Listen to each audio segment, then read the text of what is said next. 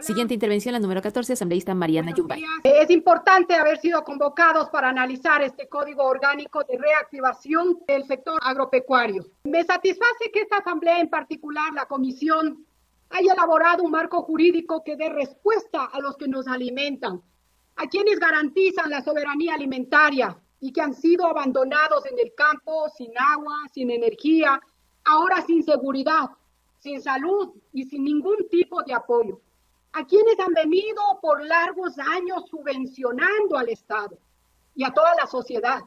Ellos están enfrentando una crisis total y más aún en estas épocas de sequía. Por eso miles de compañeros huyen del campo hacia las ciudades y en los últimos años a otros países, entre ellos a los Estados Unidos. Hay datos alarmantes como más de 42,000 empleos se han perdido en el sector agrícola. Lo grave es que no ha existido en los últimos años ningún plan de reactivación. No han sido prioridad para el gobierno. Tampoco se ha planteado quizás una ley de urgencia económica que contribuya a resolver la problemática de este sector. Nos corresponde, legisladores, en el marco de nuestras competencias, esto es generando normas claras, precisas y eficaces. También sumándome a algunos legisladores que me antecedieron, invito a todos ustedes a dejar de hacer de la política un show o una política de TikToker o dedicarnos a inmiscuirnos en temas de otros países cuando no hemos sido capaces de resolver los grandes problemas que nos agobian en nuestro país. Hay temas pendientes. El pueblo espera acciones legislativas y fiscalizadoras de esta primera función de Estado.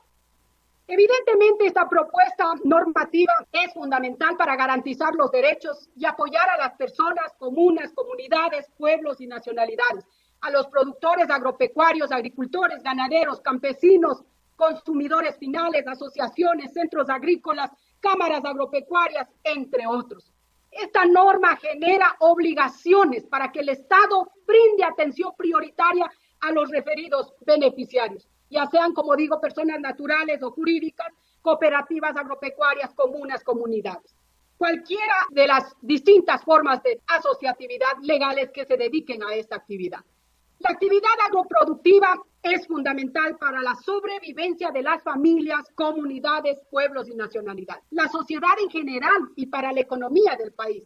A pesar de esto, el Estado poco o nada ha hecho para apoyar en particular a los pequeños y medianos agricultores, ganaderos y pesqueros, menos aún para los que se dedican a la producción de carácter familiar y comunitario. Ellos están en total abandono, más aún en estas épocas, como acabo de señalar también, que les está afectando la sequía por la falta de lluvia, que es totalmente desgarrador. Dicho sea de paso, esta crisis de la lluvia se debe a las políticas extractivistas y contaminantes que el Estado sigue ejecutando, que destruyen la naturaleza, los páramos y todo el sistema hídrico. En este contexto, esta ley debe establecer reglas claras para que los productores agrícolas, ganaderos, pesqueros, entre otros, se les garantice sus derechos y consecuentemente el respaldo necesario por el Estado en varios aspectos: capacitación, asistencia técnica, créditos con tasas preferenciales.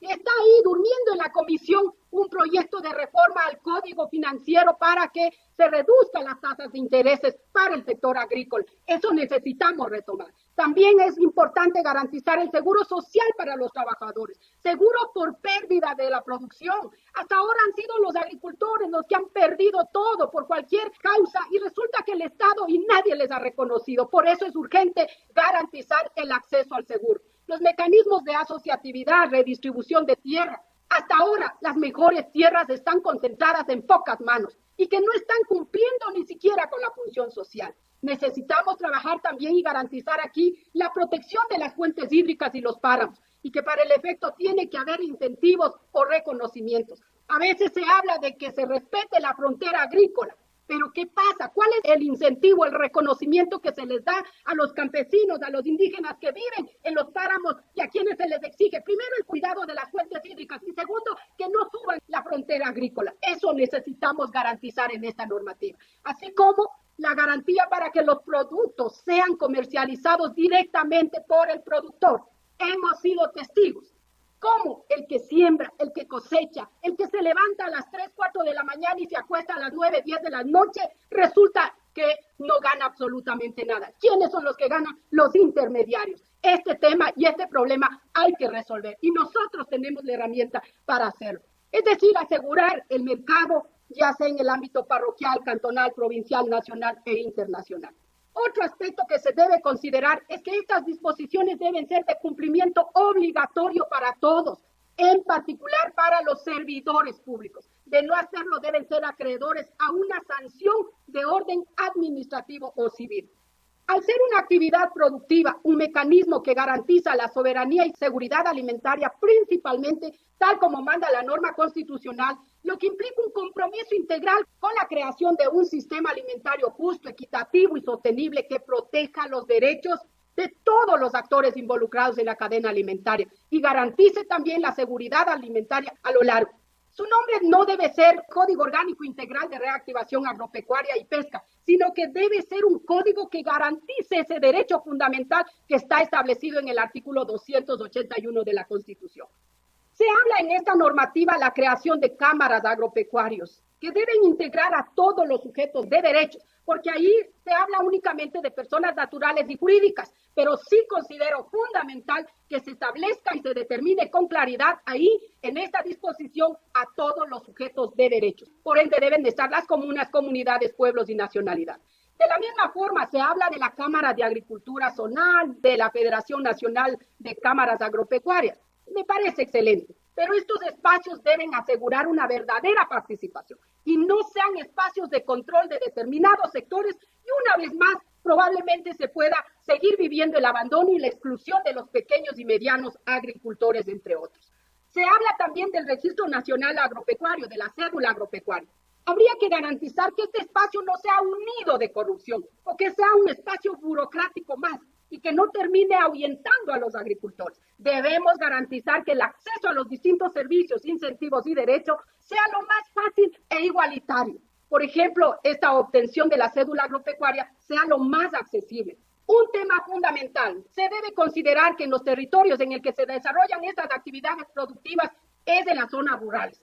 Las fuentes o colchones de los recursos hídricos están en los páramos, en las montañas, en las selvas, en los bosques, donde viven los pueblos y nacionalidades. De la misma manera, el 99% de las personas pertenecientes a los pueblos indígenas se dedican a alguna actividad productiva. En ese contexto, el criterio establecido por la Comisión en su informe, en el sentido de que no se requiere una consulta prelegislativa, es errada. Una norma sin consulta será inconstitucional por la forma. Y habrá que revisar también el contenido de la norma para que sus disposiciones respeten el principio constitucional de la interculturalidad, tal como dispone el artículo 57.17 y la Ley Orgánica de la Función Legislativa en su artículo 11.1 de la consulta legislativa y los precedentes constitucionales emitidos por la misma Corte Constitucional. Hago esta observación para que una ley tan importante no tenga vicios de inconstitucionalidad.